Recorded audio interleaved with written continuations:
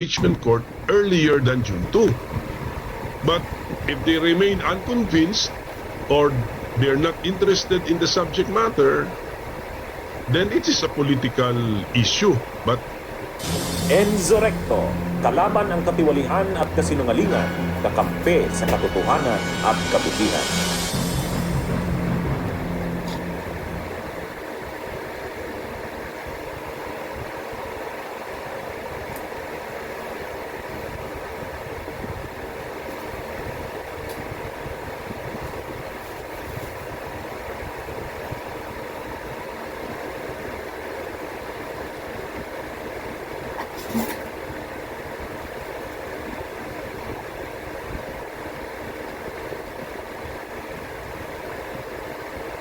Constitution,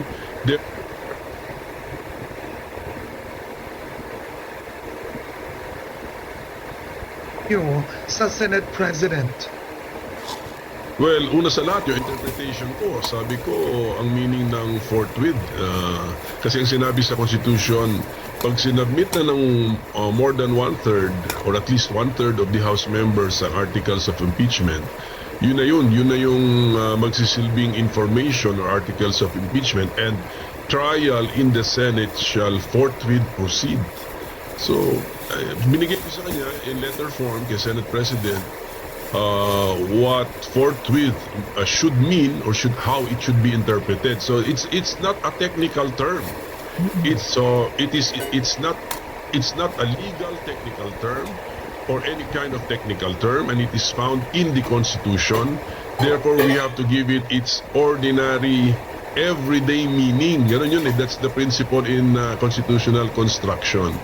So, bukas tayo ng dictionary o thesaurus, tignan natin anong ibig sabihin ng forthwith. Ang sabi doon, immediately, right away, without any delay. O pag sinabi na sa yung without any delay, do not think of an excuse not to do it, di ba? So that's what I told him. So and then of course, but I know the reality is the senators have their own schedules right now. So ang aking suggestion kay Senate President, alam mo, kung hindi nila magawa yan, yung impeachment ngayon, may pananagutan sa batas yung mga senador na yan. Yung 19th Congress ng Senado, malaki ang pananagutan niyan sa batas at sa Pilipino, at hahabulin sila ng mga Pilipino dahil dyan. Lalo na yan si Cheese Luis. and is to call for an all senators caucus so that we can now bring back our attention to this particular subject matter. So it's a one-item agenda in the all senators caucus. Okay, so malinaw ang sabi nyo, forthwith. Yes. Literally means right away. Right away. Immediately. So for you, if the trial is held after the president's SONA, that is 5 months from now. Yeah. Not right away. Oh, that's I think even closer to 6 months na ata yan. Sige, let's put it at 5 months. Hindi na po right away yan, hindi na po immediately yan. Especially tapos may June 2 pa nga. There's even an earlier date which is June 2. My point is we should not be bound by the so-called legislative session calendar, because the Senate is still existing as a Senate, and we can declare that we are now convening as an impeachment court, so that the trial calendar or the court calendar. Alam mo, sa Amerika, may adjourn, naka-adjourn o naka-recess o naka-midterm election ang mga senador doon. Ipinagpapatuloy nila ang pagta-trial o paghihiring sa plenaryo ng impeachment. Hindi sila nahadlangan ng buwisit na midterm election, adjourn o buwisit na yan kung ano-anong mga dahilan dahil ayaw lang talaga. Alam mo yung kasabihan, kung gusto, may paraan. Pero kung ayaw, lahat may dahilan. Ayaw, kaya may dahilan. Pero kung gusto, lahat may paraan. Yan si Cheese Yan si Cheese Buisit. O mga senador dyan na katulad niya na yellowish. Si Cheese Yellowish ay buisit. Bakit? Kasi talagang ayaw niya. Kaya marami siyang dahilan. Ayaw niya talaga kasi Cheese Yellowish ang pangalan niya. Dilaw ang hasang niyan. May sakit na hepa yan. Is different from the legislative calendar. So my point is, we should not even be bound by June 2. We can act earlier than June 2. It's as simple as that, Karen. And when we act earlier than June 2, we are not violating the Constitution. In fact, we are following the Constitution because ang sabi sa Constitution, may Tagalog version, may Filipino version ng ang sabi doon, isunod agad ang paglilitis sa Senado. O ano naman ang meaning ng agad? Ordinary meaning din yan. Mabilis, dagli-dagli. Mayroon pang malalim na Tagalog, karakaraka. O. Di ba pag marinig mo yun, Karen, mapapalundag ka eh. Oo. Tulundag. Mabilis. Oo. But then we know that an impeachment trial is a political exercise as well. And the truth of the matter is, number one, it is campaign season, and 12 of the senators that are campaigning would want the Visayas Mindanao votes, perceived to be the baluartes of the Dutertes. Isn't this the real reason why the senators themselves do not want to start the impeachment trial now? Well, you better ask them individually. Pero sa akin, that should not be the... Yun ang totoo. Namumulitika ang mga senator. Lalo na yan si Cheese Wish. Diba? Yan si Cheese Wish. Cheese Yellowish. Namumulitika siya. Pinupolitika niya ang impeachment. Ayaw niya mag-conduct ng impeachment kasi para makuha niya yung mga boto ng mga Bisaya at saka ng Mindanao niyan. Diba? Kasi pag nag-impeach na siya ngayon, walang boboto sa kanya sa Mindanao at saka sa Bisaya, malalaglag siya. Pero pag hindi naman siya bumoto, hindi naman siya iboboto. Pero pag hindi naman siya nag-impeach, pag hindi nag-impeach si Cheese Yellowish, hindi siya iboboto ng Taga-Luzon at kalahati ng Bisaya. Tapos hahabulin pa siya. May kasalanan siya sa Pilipino at sa batas. Kasi sabi sa batas, forthwith o karakaraka na isunod ang pagdinig sa Senado. O di ibig sabihin may nilalabag na batas yan si Cheese Wish, Yellowish, di ba? Primary consideration. Our primary consideration as sitting incumbent senator should be to comply with the Constitution. Di ba nag-oath kami, bago kami naging senador, nag-oath kami that we will faithfully execute the Constitution, what is there in the Constitution. So, yun. So, I'm just appealing to our oath of office. Oo. So technically, pwede nang Senator, let's talk about the process. Technically, the Senate President can already can already convene the impeachment court, the Senate as an impeachment court. The Senate President can take his oath. So formally, you take jurisdiction of the complaint. The Senate as an impeachment court can already handle preliminary matters, but the trial can technically start after election day. Kung ayaw ng tao ng politika, kung takot ang senador sa politika, after election day or 2 days after. Well, if that should be now the result of the majority decision and then we come up with the trial calendar, wala tayong magawa dun eh. If that's the majority's position, na okay, we can start, and then let's now start the process. Let's ask the impeached official to answer, the prosecutors to reply.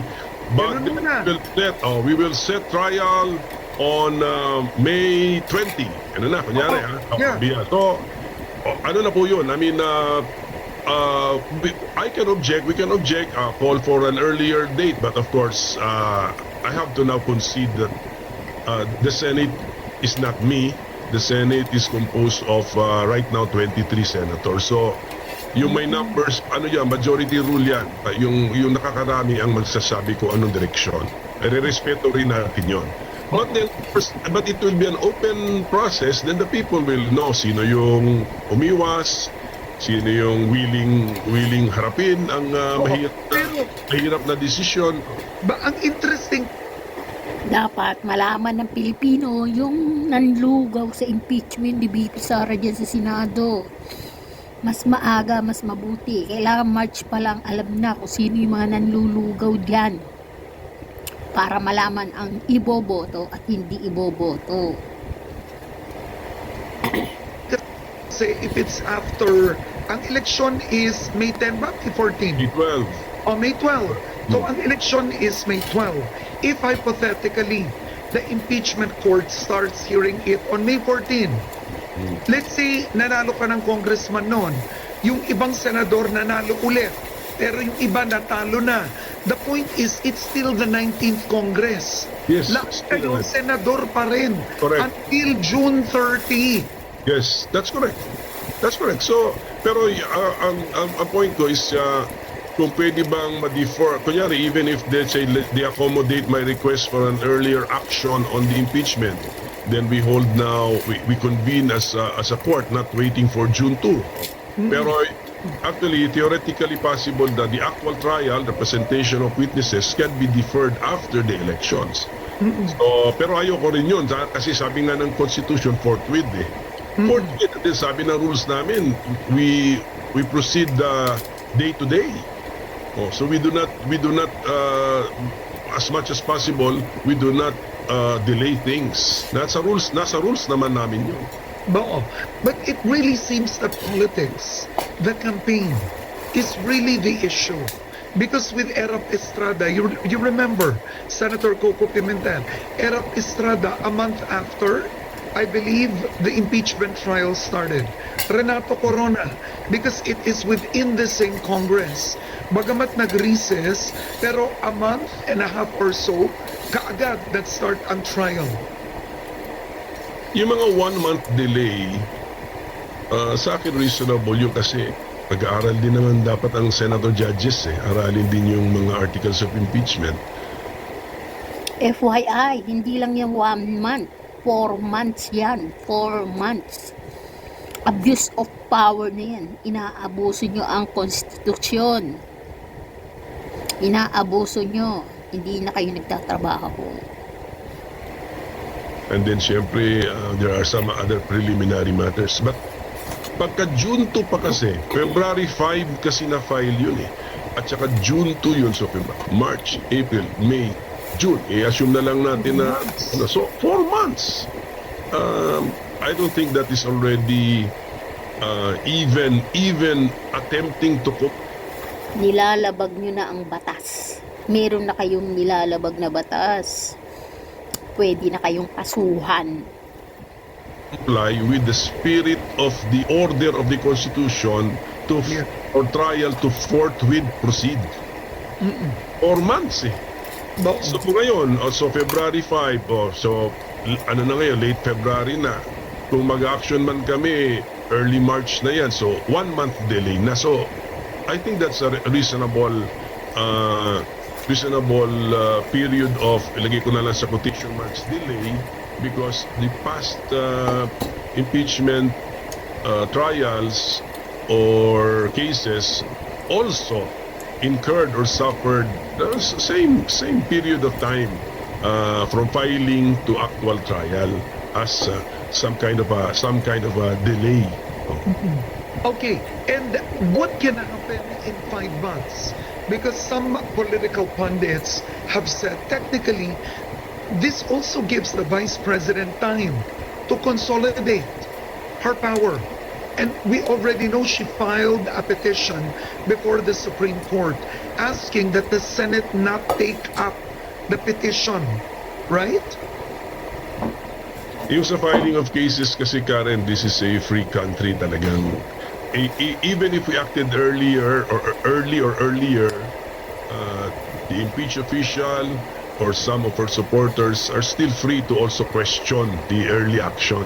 Ngayon naman na may 4-month delay, so some people can also question why is there a 4-month delay. Pagdating naman sa political activities of the impeached official, well, that is her right, that is her prerogative. So, and then ang senators din naman being also political creatures or political beings, pwede rin kami magpaliwanag sa taong bayan sa mga posisyon din namin. So this is part of the process then, Karen. But what can the Senate President do then? After you've recommended he call an all senators caucus, right? What's a first step that could be deemed as soft but already gaining jurisdiction? Sabi kasi ni Justice Ascuna, kahit lang mag-oath na si Senate President, okay na daw yun. Mag-oath siya at mag-oath din kami. Lahat kami. So, dapat ito, Karen, ganito. Why only an all senators caucus?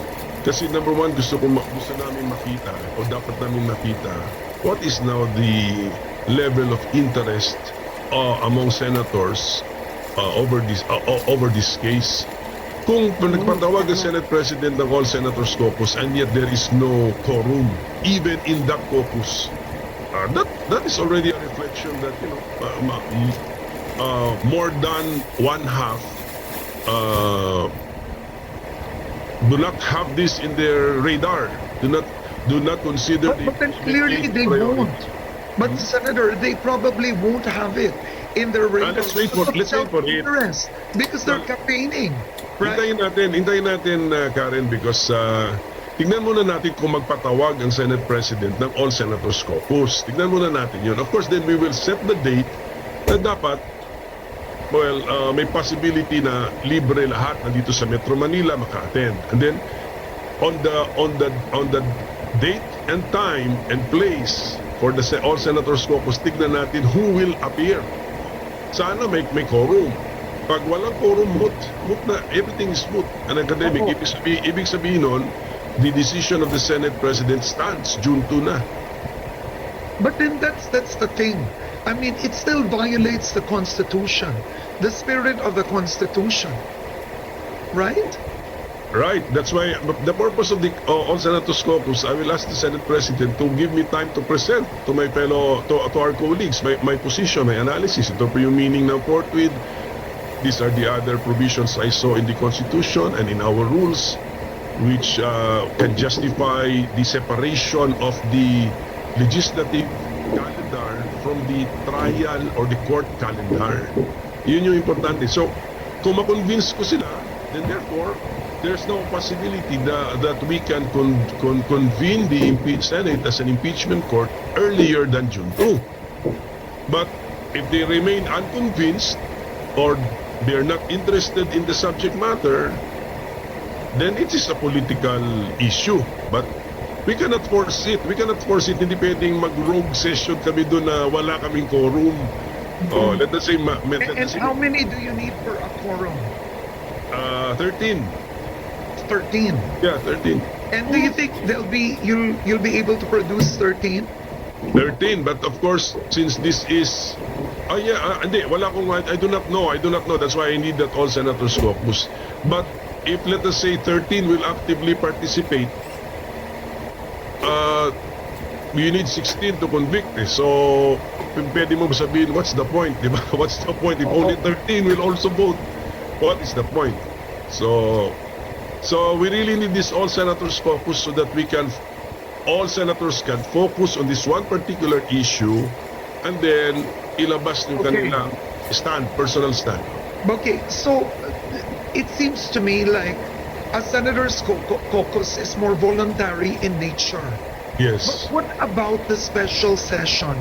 Doesn't the Constitution provide that either the President can call it or the Senate President can call it? Because ang nangyari is the President said it doesn't seem that the senators are asking for it. The Senate President said it doesn't seem that the President wants it. Ako kasi I do not want that special session sentence or provision in the Constitution is found in Article 6, and it is the last sentence of Section 15 ata of Article 6, which talks about the session of the Congress having legislative power. So it's about our legislative calendar, legislative sessions. Ang aking point is Article 11, accountability of public officials ang impeachment eh. Hindi siya Article 6 of the Constitution, Article 11. It was intentionally separated. Yeah. And then the framers just sabi nila, okay, so accountability. Okay, let's have impeachment. Okay, where will you assign impeachment? Oh, House, you initiate. You have the sole prerogative to initiate impeachment. House of Representatives. Oh, Senate, you be the court. You try and judge. Oh. So it's in Article 11. So separate talaga. So it's the Senate as an impeachment court should be able to convene as an impeachment court independent of its legislative calendar. That is my thesis, my statement. That is my point, Karen. Eh, makita mo pa rin how it was divided, how it was structured in the Constitution. Nakikita mo eh. Oo. Ginamit lang, naghanap yung framers ng Constitution, mag-invento tayo ng process of impeachment. Okay, saan natin ilagay ang power? O sige, sa Article 6, lumalabas talaga na ang mga senador ay may nilalabag na batas. Okay? Maliwanag sa sikat ng araw, ang mga senador ang lumalabag sa batas at pwede silang habulin dyan. Hahabulin ng Pilipino ang mga senador na yan. Tama lang silang habulin kasi sila ang lumalabag sa batas. Hindi nyo na ginalang ang kanilang sinumpaang gawain. Kaya tama lang idemanda sila.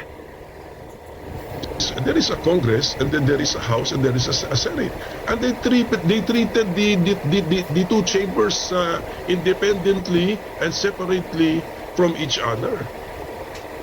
But, So we're not talking about legislative sessions here. yeah. So what you're saying is the call for a special session is technically only for legislative matters. Yes, but definitely I have no issue if during a legislative session, whether regular resumption of the regular or a special session called by the President, you can tackle in the reference of business the filing of the impeachment complaint. Wala akong issue dyan. Okay? So, yun. So, that's June 2. That's the earliest that we can do it if we are to subscribe to the theory or the belief that that's the only way you can call the Senate, convene the Senate as an impeachment court. Ako nga, I want to be released from that difficulty because that is the legislative session. And then sinabi ng Article 11, Senate, proceed with the trial forthwith. So therefore, in this, yes, so Senate, sabi niya Senate, Yeah.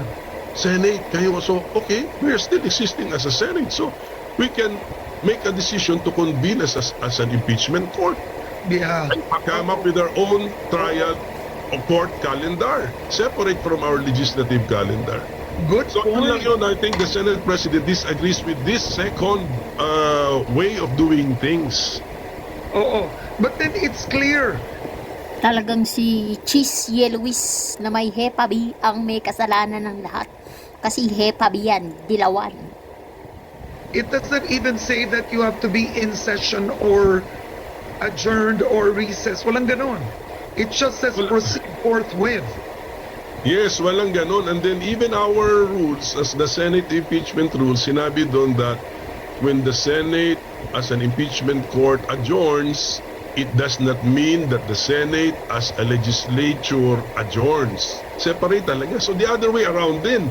When the Senate as a legislative chamber adjourns, let's assume na may trial, may ongoing trial na, it doesn't mean that the Senate as an impeachment court also adjourns, because these are really separate systems, separate ideas, because even sa structure ng Constitution, iba. The Senate is part of Congress having legislative power that is found in Article 6. But the Senate being used as the impeachment court for accountability of public officials is found in Article 11 of the Constitution. So, I mean, that is and then meron pa yung forthwith. So, in my opinion, I believe I am presenting solid arguments. So I just need this all senators caucus, and then for the SP to the Senate President to allow me to present my analysis, and then Lumalabas yung Senado na yan, kumikilos siya ng hiwalay. Oo, gumagalaw siya ng hiwalay. Lumalabas siya sa congressional body. Gumagalaw ang Senado nang sa sarili niya lang utak, sa sarili niya lang kagustuhan.